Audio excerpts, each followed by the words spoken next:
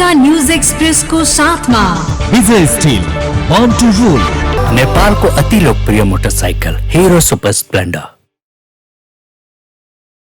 विजय cement, तपाईको सपनाको मजबुत निर्माण। सरकारले बैंकिङ क्षेत्र लगायत निजी क्षेत्रमाथि अख्तियारले निगरानी गर्ने गरी विधेयक ल्याएपछि उद्योगी व्यवसायीहरूले विरोध जनाएका छन्।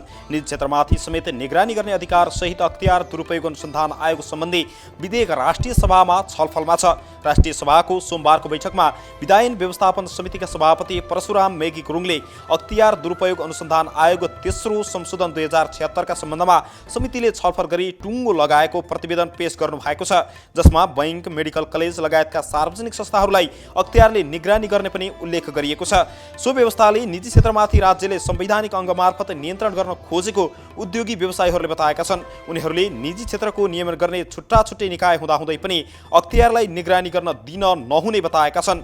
अख्तियारले निगरानी गर्दा निजी क्षेत्रको मनोबल कमजोर बन्ने र लगानी बढ्न नसक्ने तर्क समेत निजी क्षेत्रको रहेको छ। नेपाल चेम्बर अफ कमर्सका उपाध्यक्ष कमलेश अग्रवालले भने निजी क्षेत्रलाई अख्तियारको दायराभित्र ल्याउन खोज्नु संविधान र संवैधानिक अङ्ग र संविधान विपरीत हुने बताउनु भएको छ। उहाँले यस्तो व्यवस्था संवैधानिक र सैद्धान्तिक एवं व्यावहारिक दृष्टिकोणले पनि उपयुक्त नहुने तथा संवैधानिक मर्म विपरीत हुने बताउनु भयो। यसबाट निजी क्षेत्र हतोत्साहित हुने र काम गर्ने मनोबल पनि गुम्ने उपाध्यक्ष अग्रवालले बताउनु भएको छ। कोरोना भाइरस रोकथामका लागि स्वास्थ्य सामग्री खरिद कार्यमा स्वास्थ्य तथा जनसङ्ख्या मन्त्री र सल्लाहकारको भूमिका शङ्कास्पद देखिएको सांसदहरूले बताएका छन्। संघीय संसद प्रतिनिधि सभाको सार्वजनिक लेखा समितिको आजको बैठकमा सांसदहरूले स्वास्थ्य तथा जनसङ्ख्या मन्त्री, विज्ञ सल्लाहकार र मन्त्रालयका अधिकारीहरूको भूमिकामाथि आशंका गर्दै प्रश्न समेत उठाएका छन्। समितिले आज प्रधानमन्त्री कार्यालयका सचिव नारायण प्रसाद बिडारी, स्वास्थ्य तथा जनसङ्ख्या सचिव लक्ष्मण अर्याल, स्वास्थ्य सेवा विभागका महानिर्देशक दिपेन्द्र रमण सिंहसँग स्वास्थ्य सामग्री खरिद कार्यमा भएको अनियमितताका विषयमा पनि छलफल गरेको छ। छलफलमा सांसदहरूले स्वास्थ्य सामग्री खरिदको जिम्मा हताहतमा बैठक गरेर काम गरेको देखिएकाले मन्त्री र सल्लाहकारलाई आशंका गर्ने ठाउँ देखिएको बताउनु भएको हो। यसै क्रममा उहाँहरूले पनि हतारमा बैठक गर्ने कार्य उचित नहुने पनि बताउनु भएको थियो।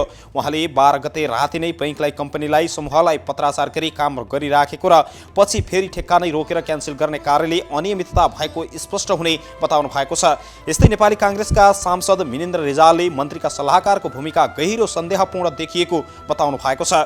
उहाँले मन्त्रीका सल्लाहकारहरूले गरेको निर्णयको जिम्मेवारी मन्त्रीले नै लिनुपर्ने समेत बताउनु भयो। उहाँले भन्नुभयो, नेपाली काङ्ग्रेसका सांसद राजेन्द्र कुमार केसीले पनि राजन केसीले चैत 9 गते मनोनित भएका सल्लाहकारहरूलाई खरिद प्रक्रियाको संयोजक नियुक्त गर्न कानुन विपरीत नै भएको बताउनु भएको छ। उहाँले यही अनियमितताको विषय बाहिर आउने डरले तत्कालीन सचिव र डिजीलाई समेत सरुवा गरिएको हुन सक्ने आशंका समेत व्यक्त गर्नु भएको छ। विश्व स्वास्थ्य सङ्गठनको नेपाल स्थित कार्यालयले कोभिड-19 को महामारी कायमै रहेकाले पर्याप्त सतर्कता अपनाउन सार्वजनिक रूपमा अपिल गरेको छ। विश्व स्वास्थ्य सङ्गठनका प्रमुख डाक्टर जोस भ्यान्डेलरले नेपाल सरकारले लकडाउन खुकुलो बनाए पनि कोभिड-19 को महामारी टरि नसकेकाले आवश्यक सतर्कता अपनाउन पनि सबैलाई अपिल गर्नु भएको छ। लकडाउन खुकुलो बनाएसँगै सर्वसाधारणको क्रियाकलाप बढ्दै गएको, कार्यालय सञ्चालन भएको तथा एक आपसमा भेटघाट लगायत बढेको पनि उहाँले बताउनु भएको छ। यसै क्रममा उहाँले सबैले आफ्नो तर्फबाट थप सतर्क रहन पनि जरुरी रहेको पनि बताउनु भएको छ। उहाँले सङ्क्रमण नियन्त्रणका लागि प्रत्येक व्यक्तिले आफ्नो तर्फबाट जीवनशैली र कार्यशैलीमा परिवर्तन ल्याउन पनि आवश्यकता रहेको औल्याउनु भएको छ। उहाँले मानिसहरूको भिडभाडमा नजाने, जानै परे पनि दूरी कायम गर्ने, मास्क लगाउने तथा बेला बेलामा साबुन पानीले हात धुन पनि आग्रह गर्नुभयो। उहाँले भन्नुभयो, लकडाउन हामी सबैका लागि गाह्रो कुरा थियो। घरमै बस्नु पर्यो, साथीभाइलाई भेट्न पाइएन, काममा जान पाइएन।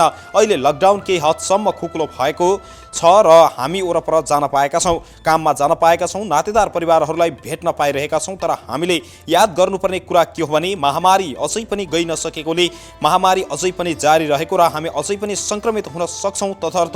तसर्थ पनि हामी अलिक होसियार रहनु पनि जरुरी रहेको छ, उहाँले भन्नुभएको छ। प्रतिनिधि सभाको विकास तथा प्रविधि समितिद्वारा गठित सवारी दुर्घटना न्यूनीकरण उपसमितिले तयार पारेको प्रतिवेदन समितिमा पेश गरेको छ। समितिको सोमबारको बैठकमा उपसमितिका संयोजक सांसद गणेश कुमार पहाडीले सडक दुर्घटना न्यूनीकरणका लागि सडक सुरक्षा परिषद स्थापना गर्नुपर्ने सुझाव सहितको प्रतिवेदन तयार पार्नु भएको छ। उहाँले मापदण्ड विपरीत बनेका सडक संरचना, सडकको अनुशासनको अवहेलना, दक्ष र अनुभवी चालक नहुनु, सवारी चालकमा सवारी नियमको ज्ञान नहुने र कमजोर सवारी साधनका कारण दुर्घटना हुने गरेको पाइएको बताउनु भएको छ। त्यसका लागि सडक सुरक्षा परिषद स्थापना गरी सवारी साधन दुर्घटना न्यूनीकरणको काम गर्नुपर्ने आवश्यकता रहेको पनि उहाँले बताउनु भएको छ।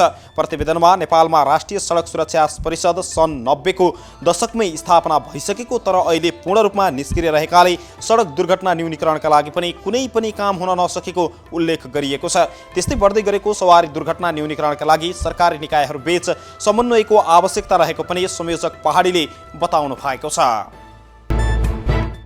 चितवनको भरतपुरमा सवारी साधनको कर तिर्नका लागि सेवाग्राहीहरूको भिड लाग्न थालेको छ। झन्डै 3 महिनाको लकडाउनपछि कार्यालय खुल्दा कर तिर्न सेवाग्राहीको भिड लागेको हो।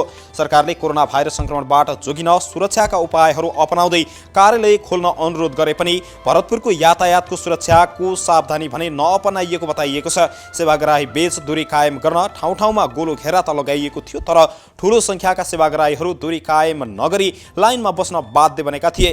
कर तिर्नका लागि 2-3 घण्टासम्म लाइन बस्नु परेको सेवाग्राहीहरूले गुनासो गरेका छन्। कार्यालयले भने कोरोना संक्रमणबाट जोगिनका लागि सुरक्षाका सावधानीहरू नअपनाएको भन्दै उनीहरूले सरकारप्रति आक्रोश समेत व्यक्त गरेका थिए। 3 महिनापछि कार्यालय खोल्दा सेवाग्राहीको चाप बढेको यातायात कार्यालय भरतपुरका कार्यालयका प्रमुख सुभाष उप्रेतीले बताउनु भएको छ। विगतका दिनहरूमा दैनिक 200 को हाराहारीमा सेवाग्राही आउने गरेकोमा अहिले दैनिक 800 जनासम्म सेवाग्राहीहरू आउने गरेको उहाँले बताउनु भएको छ। कर तिर्नका लागि समय अवधि मसान्तसम्म भएका कारण पनि कार्यालयमा भिड बढेको उहाँले बताउनुभयो। सेवाग्राहीको संख्या झन बढ्न थालेपछि कर्मचारीमा समेत कोरोना संक्रमणको जोखिम बढेको उहाँको भनाइ छ। यता बागमती प्रदेश सरकारले मङ्सिरसम्म सवारी साधनको जरिवाना नलाग्ने जानकारी गराएको छ। लकडाउनका कारण कर तिर्न नसकेको सवारी साधनहरूलाई पनि मङ्सिरसम्म जरिवाना नलाग्ने प्रदेश सरकारले आफ्नो नीति तथा कार्यक्रममा समावेश गरेको छ। देवघाट गाउँपालिकाको आगामी नीति तथा कार्यक्रम कोरोना नियन्त्रणमा केन्द्रित देखिएको छ। देवघाट गाउँपालिकाका अध्यक्ष दुर्गाबहादुर थापाले सोमबार भएको गाउँपालिकाको 6औं गाउँ सभामा नीति तथा कार्यक्रम पेश गर्दै क्वारेन्टाइन व्यवस्थापन कोरोना नियन्त्रणका लागि प्राथमिकतामा दिने बताउनु भएको छ। देवघाट गाउँपालिकाले कोरोना भाइरस जस्ता विपद तथा महामारी नियन्त्रणका लागि जनचेतनामूलक एकीकृत कार्यक्रमलाई पनि प्राथमिकता राखिएको अध्यक्षले बताउनु भएको छ। विश्वव्यापी संक्रमणले यस गाउँपालिकामा सिर्जना गरेको असहज परिस्थितिलाई पनि सम्बोधन गर्ने गरी गाउँपालिकाको आगामी नीति तथा वार्षिक बजेटमा समावेश गरिएको बताउनु भएको छ। कोभिड-19 लगायत सबै प्रकारका महामारी र विपदबाट नागरिक जीवनको रक्षा गर्दै आर्थिक तथा सामाजिक विकासलाई निरन्तरता दिने पनि गाउँपालिका अध्यक्ष दुर्गाबहादुर थापाले बताउनु भएको छ। उहाँले आगामी आर्थिक वर्षको नीति तथा कार्यक्रम प्रस्तुत गर्दै कोरोना भाइरसको महामारीबाट देवघाट गाउँवासीमा आम नागरिकहरूलाई सुरक्षित राख्न, महामारीको प्रभावकारी रूपमा रोकथाम गर्न, नियन्त्रण तथा उपचारमा उच्च प्राथमिकता दिने पनि बताउनु भएको छ। साथै आय आर्जनका अवसर रोजगारी तथा गरिबी निवारणको अवस्थामा सुधार ल्याउन पनि कृषि तथा पशुपालन, सहकारी, श्रम प्रधान सार्वजनिक निर्माण आयोजना तथा स्वरोजगार कार्यक्रमहरूलाई प्राथमिकता दिने पनि गाउँपालिकाले बताएको छ। गाउँपालिकाले श्रमको सम्मान देवघाट गाउँपालिकाको अभियान भन्ने नाराका साथ प्रधानमन्त्री रोजगार कार्यक्रमलाई प्रभावकारी बनाउने भएको छ। सो कार्यक्रम अन्तर्गत गाउँपालिकाका बेरोजगार व्यक्तिहरूलाई न्यूनतम 100 दिन रोजगारी दिने पनि गाउँपालिकाले बताएको छ। अब रिपोर्ट। एक सिटको प्यारा मोटर निर्माण गरी सफल परीक्षण समेत गरेका चितवन गडौलीका सरोज चेपाङ अहिले विद्युतीय कार र प्यारा मोटर बनाउन व्यस्त रहेका छन्। राप्ती नगरपालिका 2 गडौलीका मिलनटोल बस्ने युवा वैज्ञानिक सरोजले पेट्रोलबाट चल्ने कारलाई परिवर्तन गरी चार्ज गरेर चलाउन मिल्ने कार बनाइरहेका छन्। टिभी जर्नलिस्ट सहकर्मी केदार शर्माको यो रिपोर्ट। 2 वर्ष अघि राप्ती नदी किनारमा प्यारामोटरको सफल परीक्षण गरेका चितवनका सरोज चेपाङ अहिले विद्युतीय कार निर्माण गर्नमा व्यस्त देखिन्छन्। चालक सहित 5 जनाको क्षमता भएको पेट्रोलबाट चल्ने कारलाई परिवर्तन गरी चार्जबाट चल्ने उनले बनाएका हुन्। उनले सो गाडी परीक्षण समेत गरिसकेका छन्। 4 घण्टा चार्ज गरेपछि 120 किलोमिटर चल्ने उनको दाबी छ। उनले नयाँ कार बनाउँदा 10 लाखदेखि 12 लाखसम्म खर्च हुने बताएका छन्। 5 जना क्षमताको कारसँगै उनले 3 पाङ्ग्रे कार पनि बनाइरहेका छन्। जसमा 2 जना मात्रै अट्न मिल्छ। त्रिभुवन विश्वविद्यालयका प्रधानाध्यापक अर्थात् प्राध्यापक डाक्टर रामेश्वर अधिकारीले अर्डर गरेको 3 पाङ्ग्रे कार बनाएको सरोजको भनाइरहेको छ। हाइब्रिड गाडी हो, अब इलेक्ट्रिक भेहिकल, पछाडिबाट चाहिँ ब्याट्रीबाट चल्छ र अगाडि चाहिँ इन्जिनले चलाउँछ यसको। र एक चार्जले 120 किलोमिटर गोड्छ यो भनेको। एक चार्जले 120 किलोमिटर, 5 जना 6 जना बसेर चाहिँ हामी मजाले चाहिँ 120 किलोमिटरसम्म जान सकिन्छ 100 रुपियाँको चार्जले। एयरबोट बनाएर पोखरीमा परीक्षण गरे पनि त्यति चर्चा पाएन, तर अहिले 5वटा एयरबोट अर्डर आएको सरोजको भनाइ छ। उनी सहित डाक्टर रमेश्वर अधिकारी, चिरञ्जीवी ओली, रोमान्स निर्लाकोटी र सन्तबहादुर चेपाङ मिलेर सरोज चेपाङ परीक्षण तथा प्रशिक्षण केन्द्र नै दर्ता गरेका छन्। मैले आजसम्म बनाएको चाहिँ मिनी एयरक्राफ्ट, त्यसपछि प्यारामोटर, अनि एयरबोट, 3 व्हिलर बगी 2वटा बनाइसकेका छौँ र त्यसपछि 2 सिटर प्यारामोटर फेरि नयाँ बनाएको छु ल, अनि इलेक्ट्रिक कार बनाएको छु। केन्द्रले एयर एम्बुलेन्स र 32 सिटे बस निर्माण गर्ने योजना पनि बनाएको छ। सीमान्तकृत समुदायको चेपाङ समुदायको रूपमा लिइन्छ। सीमान्तकृत समुदायमै जन्मेर छोटो समयमै उनले यो सफल परीक्षण गर्न समेत सफल भएका हुन्। उनी पढाइको हिसाबले गर्ने हो भने जम्मा 5 कक्षा मात्रै पास गरेका छन्। सङ्घीय सरकार, बागमती प्रदेश र राप्ती नगरपालिकाले पनि उनलाई सहयोग गर्दै आएको छ। कालिका एफएमका लागि राप्तीबाट केदार शर्माको रिपोर्ट।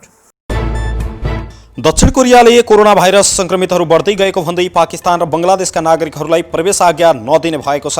दक्षिण कोरियाले समाचार समिति योनहापले सोमबार सो जानकारी दिएको हो। योनहाप समाचार समितिले भोलि मंगलबारदेखि लागू हुने गरी दक्षिण कोरियाले यो निर्णय गरेको पनि बताएको छ। दक्षिण कोरियाले तर पाकिस्तान र बंगलादेशका कूटनीतिक क्षेत्रका कर्मचारीहरूका साथै अत्यावश्यक व्यापारिक प्रयोजनका लागि प्रवेशाज्ञा आवश्यक परेकोमा भने दिने पनि बताएको छ। दक्षिण कोरियामा पछिल्लो समयमा कोरोना भाइरसका संक्रमितहरूको संख्या दिनदिनै बढ्दै गएको देखिएको छ। त्यहाँका अधिकारीहरूले ती संक्रमितहरू पछिल्ला केही दिनमा पाकिस्तान र अफगानिस्तानबाट गएका नागरिकहरूमा देखिएको पनि बताएका छन्। सोही कारणले ती देशबाट हुने आवागमनलाई सरकारले रोक्ने निर्णय गरेको बताइएको छ। साथै सरकारले ती देशबाट दक्षिण कोरियामा भइरहेका उडानहरू मध्ये नियमित बाहेकका अन्य उडानहरूलाई भने हालका लागि रोक्ने पनि बताएको छ। स्पेनिस महारथी रियल मैड्रिडका कप्तान तथा स्पेनिस राष्ट्रिय टोलीका डिफेन्डर सर्जियो रामोस स्पेनिस ला लिगामा सर्वाधिक गोल गर्ने डिफेन्डर बनेका छन्। आइतबार रियल सोसिडाड विरुद्ध 2-1 को जितमा रामोसले रियलका लागि पहिलो गोल गरेका थिए। रामोसले पेनाल्टी मार्फत गोल गर्दै सिजनको 7औं गोल गरे। यस क्रममा उनले ला लिगाको करियरमा 68 गोल पनि पूरा गर्दै सर्वाधिक गोल गर्ने कीर्तिमान तोडेका हुन्। यसअघि सो कीर्तिमान बार्सिलोनाका डिफेन्डर रोनाल्डो कोम्यानको नाममा रहेको थियो। कोम्यानले क्याटलान क्लबका लागि खेल्दै लिगमा 67 गोल गरेका थिए। रामोसले सोसिडाड विरुद्ध पनि गोल गर्दै खेल जिताएपछि उनी पूरा समय भने मैदानमा बिताउन सकेनन्। उनी चोट बोक्दै मैदानबाट बाहिरिएका थिए। रामोसले सन् 2004 मा सेभिल्लाबाट खेल्दै स्पेनिस ला लिगामा डेब्यू गरेका थिए। उनले सेभिल्लाबाट पहिलो सिजनमा नै 2 गोल गरेका थिए। सन् 2005 मा रियल मैड्रिड आएका उनले समान 4 पटक पनि स्पेनिस ला लिगा र च्याम्पियन्स लिग समेत जितिसकेका छन्। न्यूज एक्सप्रेसको साथमा विजय स्टिल, बॉर्न टू रूल, नेपालको अति लोकप्रिय मोटरसाइकल हिरो सुपर स्प्लेन्डर।